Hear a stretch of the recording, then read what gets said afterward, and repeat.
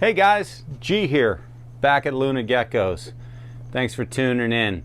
You know what, today we are going to be building a little bit, and I don't really mind because I need this one. We have a new female Gargoyle Gecko that we got a little while ago, and she needs a house. So we're going to put together one of our 18 by 18 by 18 Exoterras. They're actually the small wide, and this is probably my favorite size. You know, the 18 by 18 by 24s, we use those too, but they're pretty big. Great for cresteds, but man, if you have to move them around, they sure are heavy. These 18 by 18 by 18s give us a lot of floor space, same floor space as those, obviously not as much height, but gargoyles and Saracenorums tend to spend most of their time on the lower part of the enclosure. So we really like these 18 by 18 by 18s. I've got everything we need here to put this thing together, and I gotta tell you, everything we need today can be found on Amazon. Make sure you check out our Amazon storefront, link down in the description. For our Bioactive Vivarium essentials, be sure to check that out. You know what, let me get this thing open. You listen to the intro. We'll be back at the center table in a second. Hang in. Check the mic and make sure it sound right, boys.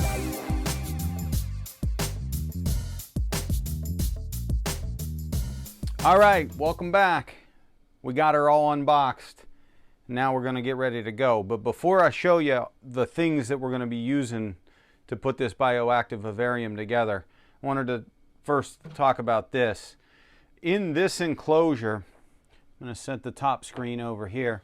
In this enclosure, we're not going to use this background. Now I'm telling you, you can see in our 18 by 18 by 24s, we make custom backgrounds that we then apply aquarium safe silicone, and we put an eco earth substrate on the back. We love those in these tall vivariums. We don't put backgrounds in these 18 by 18 by 18s. So the first thing we want to do is take out this cheap foam background that comes with it. Couple problems with it in a bioactive. First is it's too long, so it's going to be under the soil level, which is going to create a problem as this stays wet all the time. I think eventually that's just going to create a problem. And the other thing, this foam, your feeder insects, particularly crickets, will chew on this, and that substance will get ingested by the crickets. The crickets get eaten by the geckos. This ends up in your geckos. Don't want that. All right, so now we got it all set.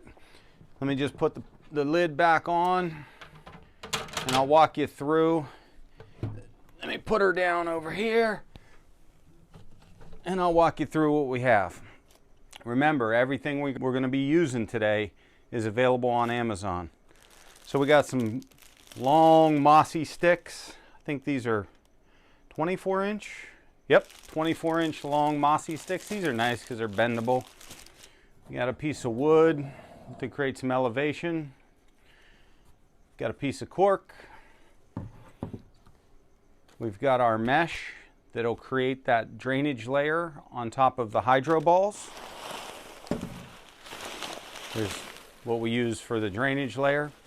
We actually, in these 18 by 18 square bases, whether it's 18 by 18 by 24 or 18 by 18 by 18, it takes 2 bags of these, and we'll walk you through that. We've got some Josh's Frogs ABG soil mix.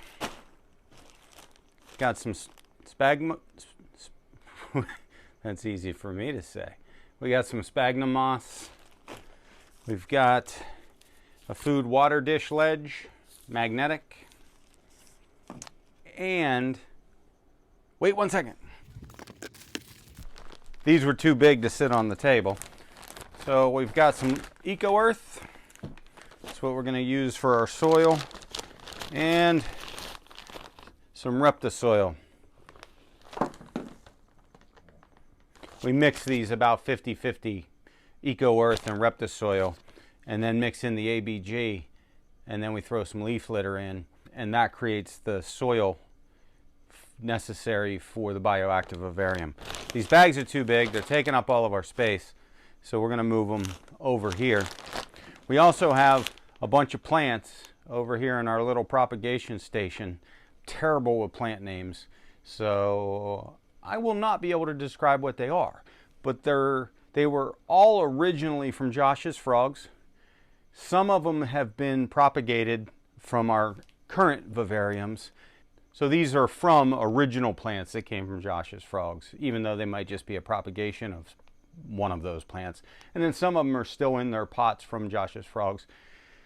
Don't know their names, suck at plants. We're just gonna pick them based on how they look and how they do in a tropical environment. We'll show you that at the end. All right, so the first thing we're gonna do is we have to get our drainage layer all set before we put in our soil layer. So we use these hydro balls, and what they are is just a little clay ball, and you'll see them in a second. But like I said, for this size vivarium, we're gonna need 2 bags of these. And also, because they are clay, they're all dusty and they're pretty messy. So we have to clean them first. And I'm gonna ask handy dandy camera lady to toss me this. Okay, so you remember these. In a couple videos ago, we showed you how we make these baby gecko houses. Well, the good thing about this is they work great as a strainer also.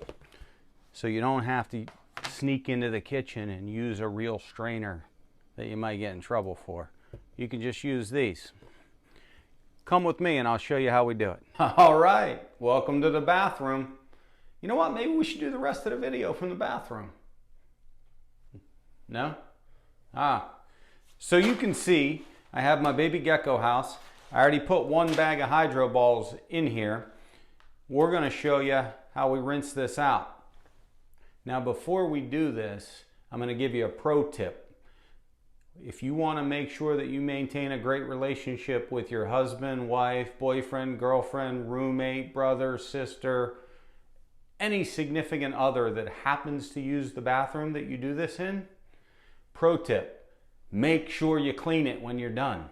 Doesn't go well when they come in here to take a bath. I'm telling you. Come on over, I'll show you how this works. Okay. So we have it in there. It's in the baby gecko house. It's going to act just like a strainer. So watch. You see all that dust?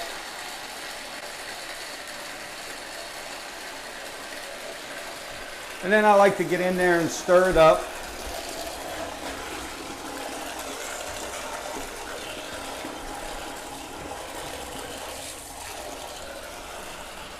And we'll keep running it and we'll keep stirring it until we have clear water.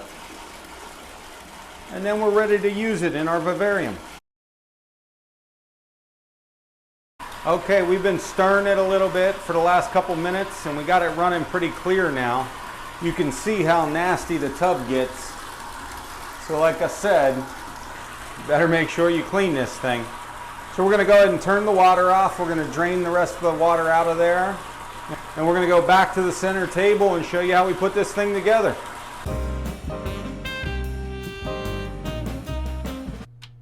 All right, so we just gave her a quick wipe down, you know, because these things get a little bit dusty when they ship. We have our 2 bags of hydro balls here that we washed and rinsed. We didn't use soap or anything. We just used nice warm water.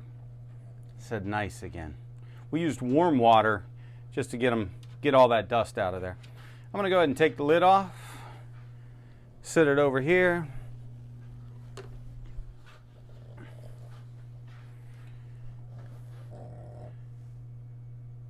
Just waiting for Miss Poppy Dog to get comfortable over here. I think she's settled in now, so I think we can get going again. Okay, so here you go. Empty 18 by 18 by 18 Exoterra terrarium. We're going to start with 2 bags of the hydro balls. Nice clean balls. I like it. Keep going. Nice, freshly cleaned balls.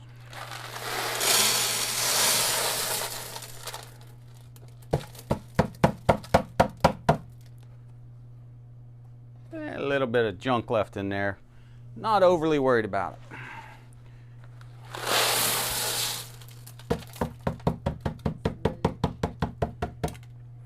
So there we go. 2 bags of hydro balls in here. Just level them out with our hand. Try to get a consistent layer all the way around.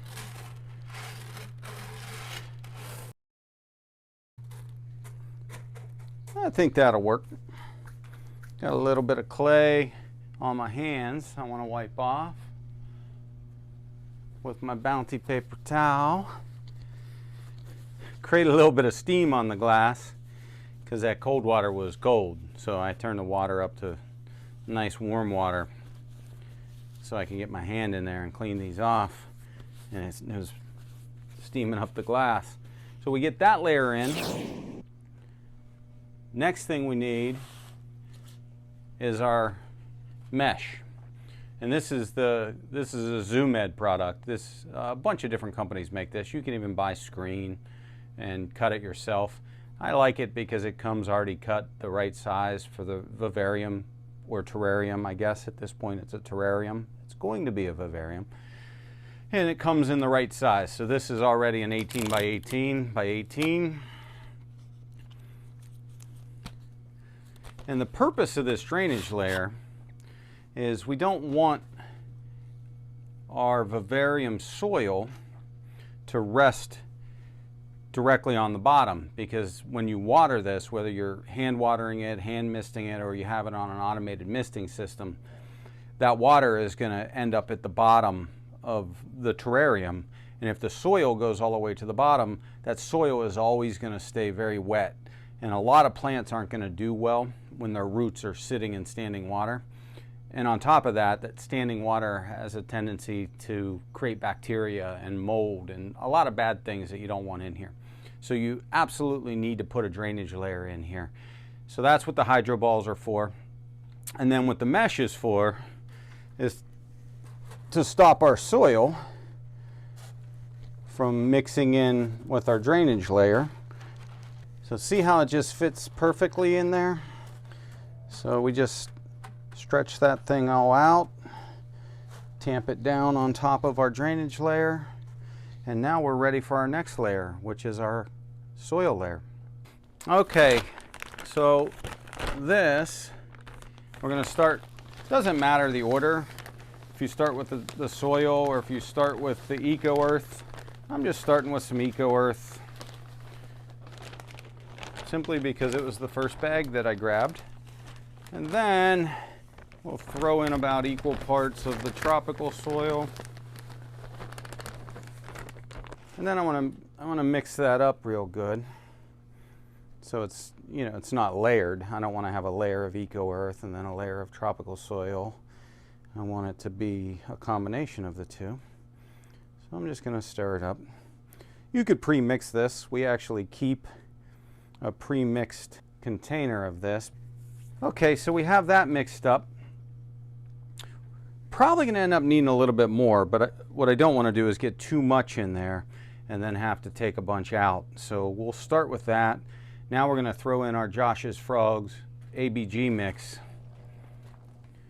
and do the same again. We're going to mix this all together.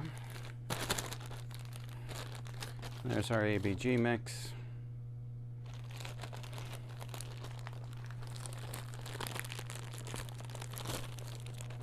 Apparently it's child-proof. I can't open it. All right, I got it.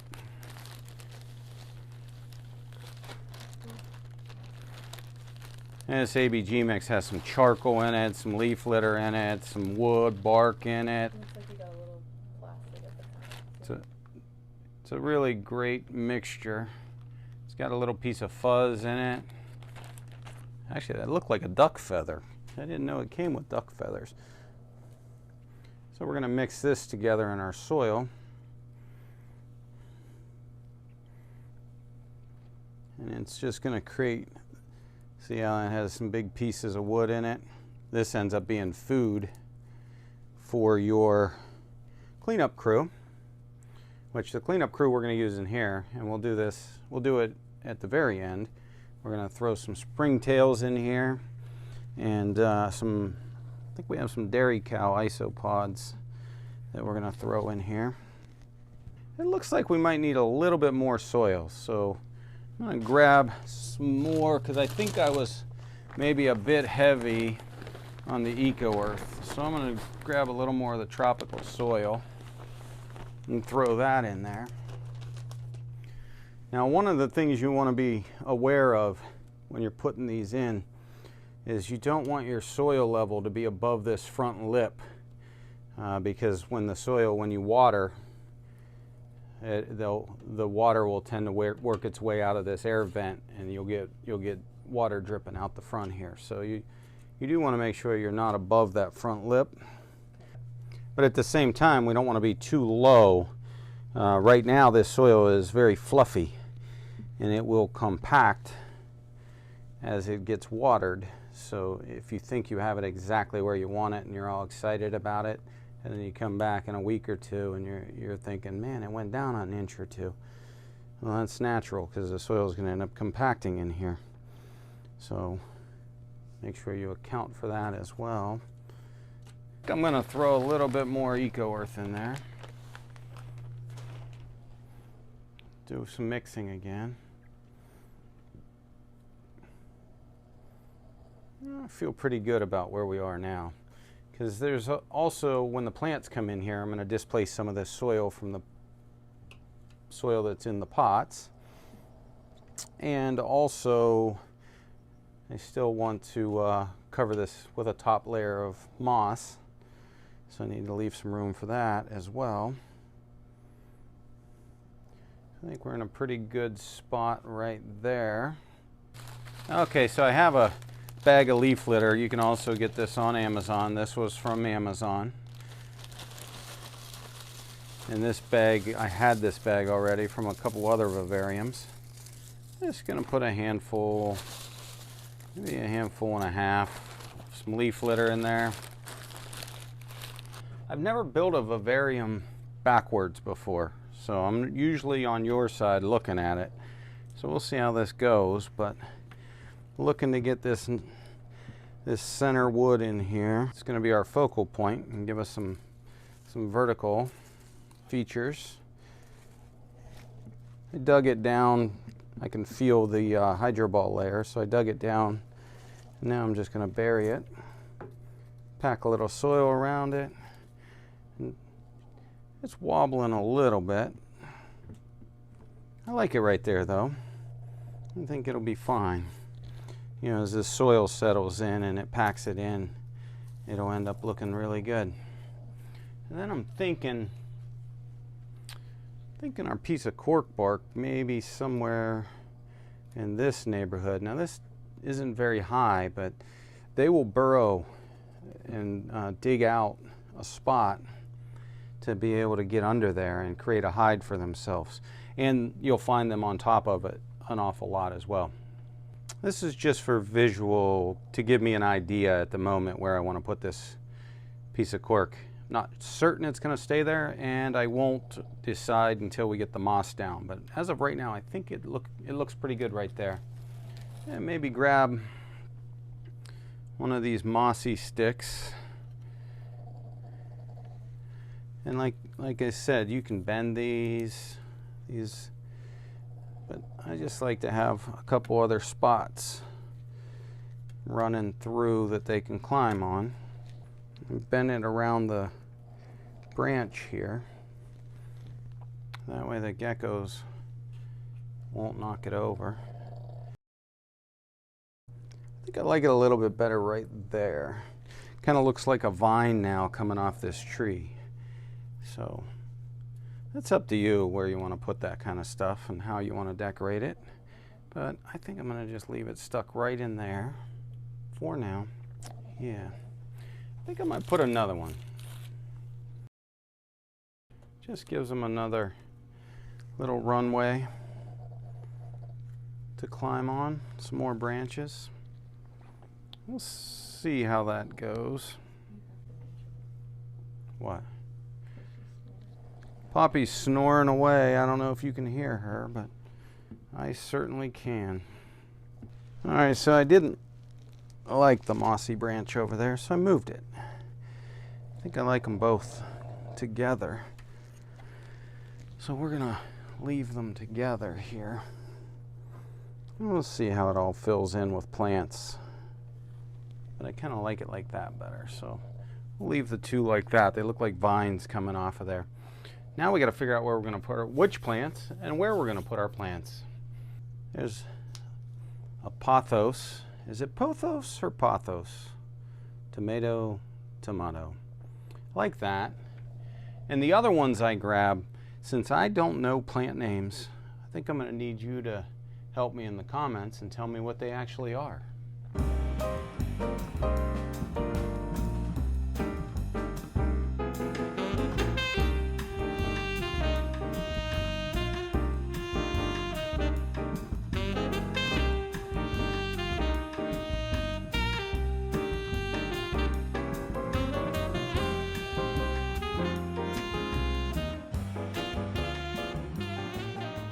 Okay, I think we have the plants where we want them. We put the pothos back here. They end up spreading everywhere and taking over a lot of space. So moved it towards the back so it doesn't end up front. I like this. I like this as kind of our centerpiece. These green leaves with this kind of twist on them. Really gorgeous. And then this little fella is going to get really big and tall, and so we put him in the back, and then we put this tiger thing that I don't know what it's called up front here. Please, in the comments, let us know what these plants are called, and maybe some pro tips on helping us do better with our plants.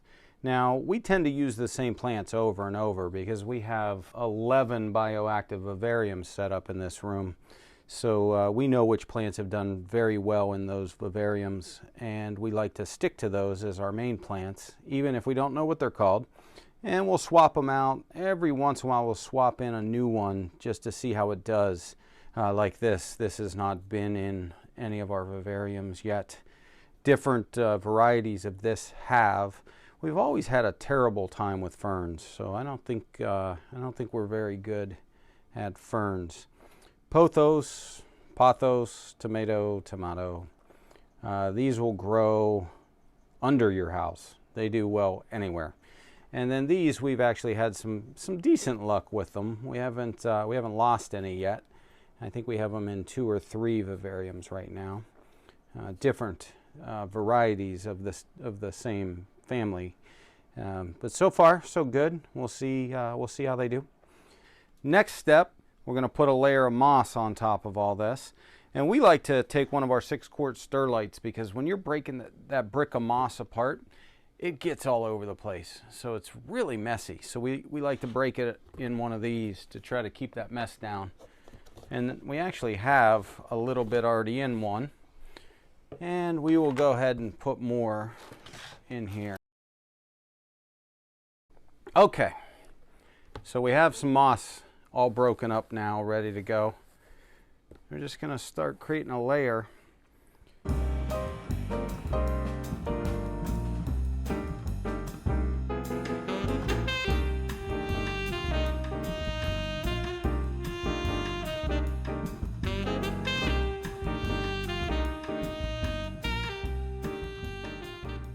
Tuck our piece of cork bark back under where it was, right about there. It's looking pretty good. We're going to go ahead and give it a spray down, tuck that soil and moss down a bit.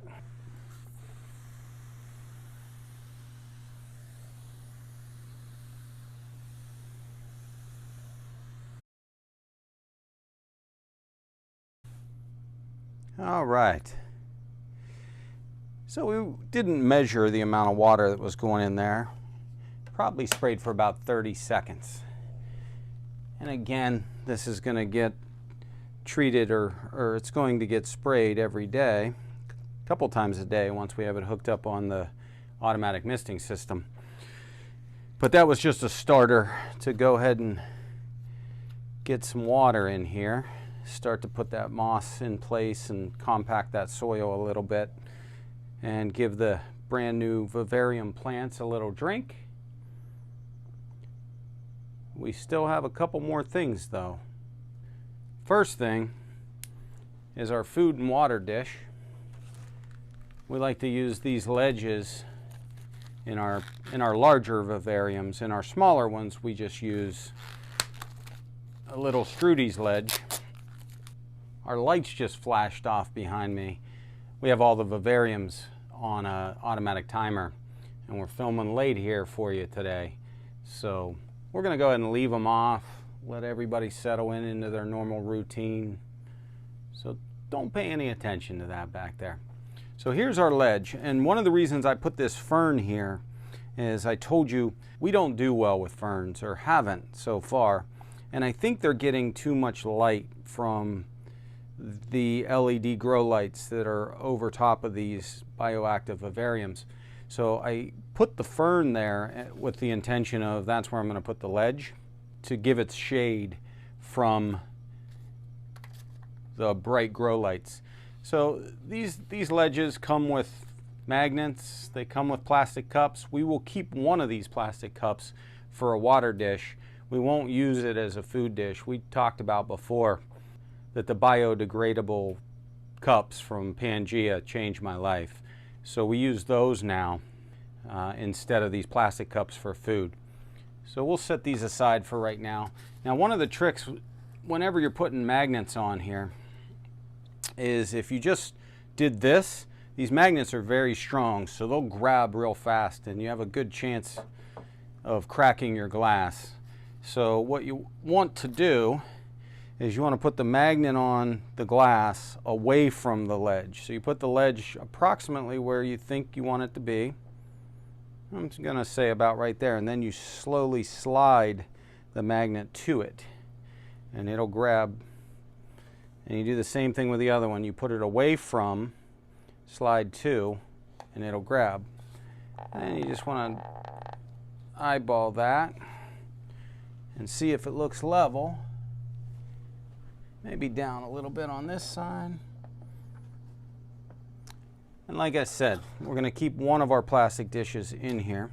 The other one will be a Pangea food dish. I think this side needs to go down just a little bit. Maybe a little bit more.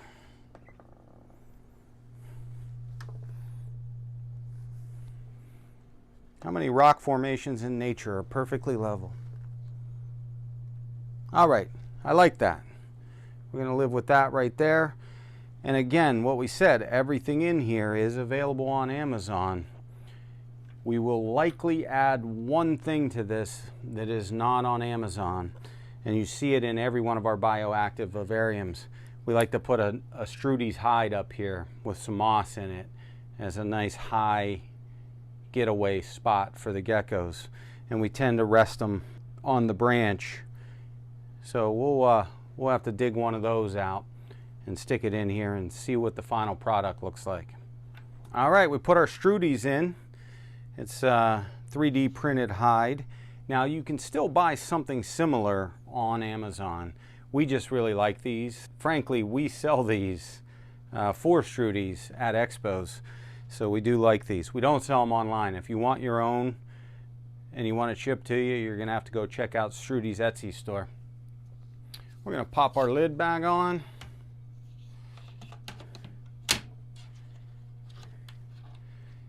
We will run, once we put it in its final location,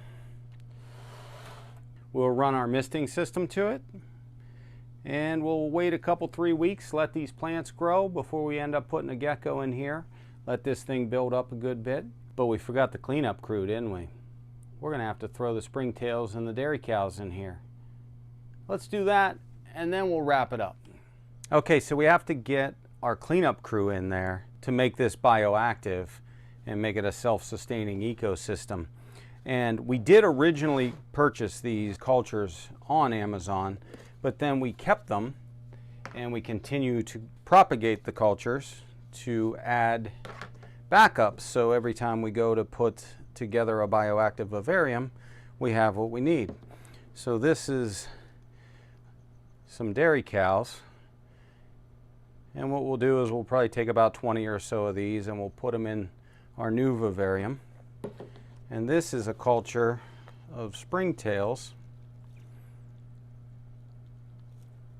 I don't know if you can see them swimming around in there, the little white dots. And we'll just scoop out a bunch of this with charcoal and all right into this, and we'll mix it right into the soil of our new vivarium. And voila, we will have a cleanup crew and we will be all set. Okay, so we took the springtail culture that we showed you. We pulled back a little corner of the moss and we took a good bit of the springtails and the charcoal and the water that's in their enclosure and we mixed it together in this corner to seed this new bioactive vivarium with a springtail culture. And then we took about 20-25 of the dairy cows and we set them free in here in their new home. So now our cleanup crew's in here, but we don't have a gecko in here yet. So we're gonna have to go ahead and put some food in for the springtails. Now the ABG mix has stuff in it for them to eat. Plus we put leaf litter in here, but we don't have a gecko pooping in here yet to create that cycle that's necessary for it to be truly bioactive and almost a self-sustaining ecosystem. You're still gonna have to do maintenance and cleanup on a bioactive. Geckos poop on the glass. You can't train them not to. It's just one of those things. And then it doesn't seem like the cleanup crew does a real good job with the urates. So you will have to do some spot cleaning in these. But we're gonna let this sit for a couple, 3 weeks and get the plants established and let them grow. Let that cleanup crew start to propagate in here. And in about 2-3 weeks, we'll put our new gecko in here. Hope you enjoyed this one. You know what? We'll do another one soon with one of the big ones where we do the full background, the full custom background. But until then, I'm G and we're Luna Geckos. If you enjoyed this video, don't forget to like it, comment, share it, and above all, please subscribe. We appreciate everyone's support so far. We hope you like our videos. Don't forget about merch. lunageckos.shop. You can get one of these shirts. Until next time, I'm G, we're Luna Geckos. See ya. It sound right, boy.